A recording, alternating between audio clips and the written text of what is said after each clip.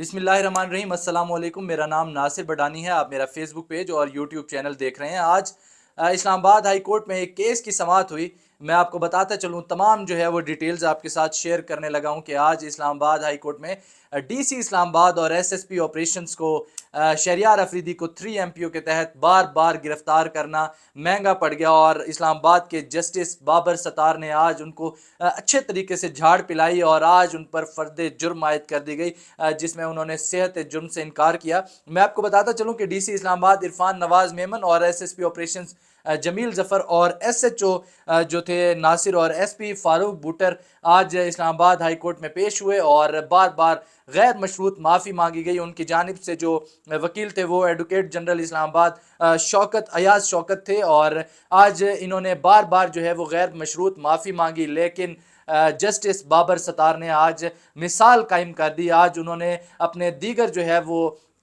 Colleagues जो उनके जो है वो जजेस हैं उनके लिए एक सबक जो है वो एक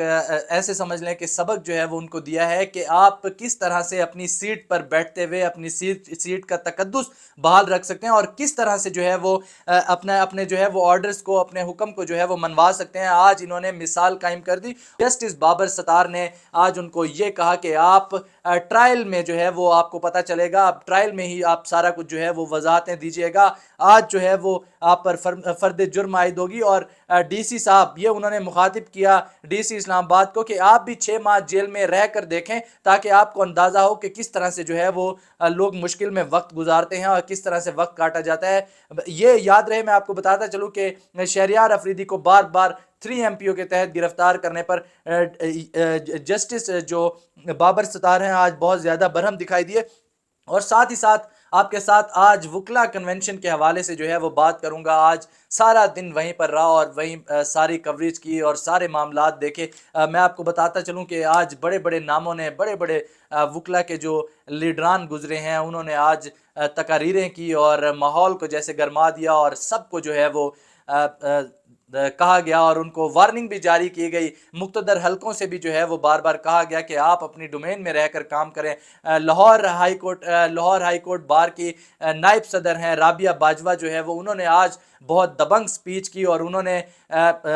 हमारे आर्मी चीफ का नाम लेकर जो है वो वाज़े तौर पर उनको कहा कि आप कौन होते हैं, आप एक लम्हे में जो है वो वज़ीर ख़जाना भी हैं, आप एक लम्हे में सब कुछ जो है वो हर चीज़ आप खुद संभाल रहे हैं, तो ये कौन सा तरीका है, आप कौन होते हैं ये सब कुछ करने वाले, आपको अपनी डोमेन में रहना चाहिए। तो ये चीज़ें जो है वो आज उन्होंने कहीं और बाकी लीडरान जो थे उन्होंने भी जो है वो वक्तन फ़वक्तन बहुत ज़्यादा नारों से और अपनी जो है वो जोश खिताबत से जो है वो हाजरीन सिदात समेटी और वकला ने वाह वाह की और बहुत ज़्यादा जो है वो जोश खरोश नज़र आया। इसके साथ ही साथ मैं आपको बताता चलूँ कि एंड में जो उन्होंने अपना एलामिया जारी किया, सुप्रीम कोर्ट बार एसोसिएशन ने जो अपना एलामिया जारी किया उसमें ना तो किसी किस्म का कोई अल्टीमेटम था, ना ही कोई एहजाज की बात की गई, ना ही किसी किस्म की कोई तहरीक का जो है वो उन्होंने कोई तारीख दी कि हम फलां तारीख से जो है वो तहरीक शुरू कर देंगे। तो इस तरह की कोई बात नहीं हुई। खाली तकरीर के ऊपर जो है वो बहुत ज़्यादा शोर डाला गया। हामिद खान जो कि इमरान खान के साथी भी रह चुके हैं और बहुत पुराने जो है वो वकील हैं, बहुत अरसे से प्रैक्टिस कर रहे हैं और सदर भी रह चुके हैं जो है वो सुप्रीम कोर्ट बार एसोसिएशन के। और साथ ही साथ जो है वो बड़े बड़े नाम आज शरीक थे। लतीफ़ खोसा साहब ने भी बड़ी दबंग जो है वो तकरीर की। उसके बाद वकला ने जो पाकिस्तान तहरीक इंसाफ के हिमायती वकला थे वो वहाँ से निकले और कन्वेंशन सेंटर से निकले और उन्होंने बाहर आकर इलेक्शन कमीशन के दफ्तर के बाहर इलेक्शन कमीशन मुर्दाबाद के नारे लगाए और इलेक्शन कराओ के इस तरह के जो है वो मुख्तलिफ प्ले कार्ड्स भी जो है वो उठा रखे थे और बड़ा ही पाकिस्तान के झंडे भी उठा रखे थे और काले जो है वो झंडे भी उठा रखे थे और वो इशारे दस्तूर तक भी जो है वो तमाम वकला इकट्ठे होकर आए और वहाँ से लतीफ़ खोसा जो है वो गाड़ी में बैठकर अपने बेटे के साथ, खुरम लतीफ़ खोसा के साथ चले गए और दीगर वकला जो थे वो वापस जो है वो गए और इलेक्शन कमीशन के एन दफ्तर के सामने उन्होंने शदीद नारेबाजी की। वहाँ पर पुलिस भी मौजूद थी, रेंजर्स भी की भी नफरी मौजूद थी और उसके साथ जिसका सारा अहवाल हमने अपने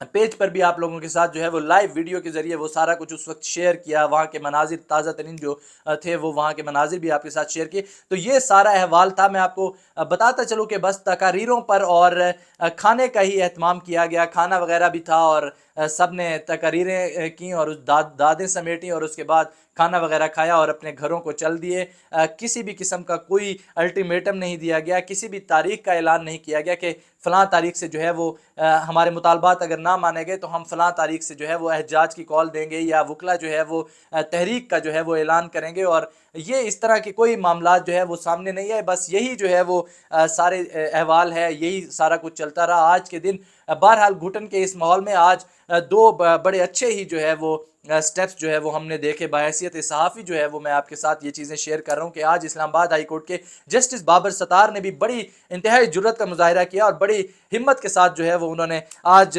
सबक सिखाने के लिए पुलिस को जो है वो अपनी डोमेन में रहकर काम करने के लिए जो है वो उनको सबक सिखाया और आज उनके ऊपर जो है वो फ़र्द जुर्म आयद की। और साथ ही साथ आज वकला ने भी जो है वो बड़े जोश व खरोश के साथ, बड़े जज्बे के साथ वकला ने नारेबाजी की और वकला ने तकारीरें की और बड़ी जाहरियाना जो है वो अंदाज में जो है वो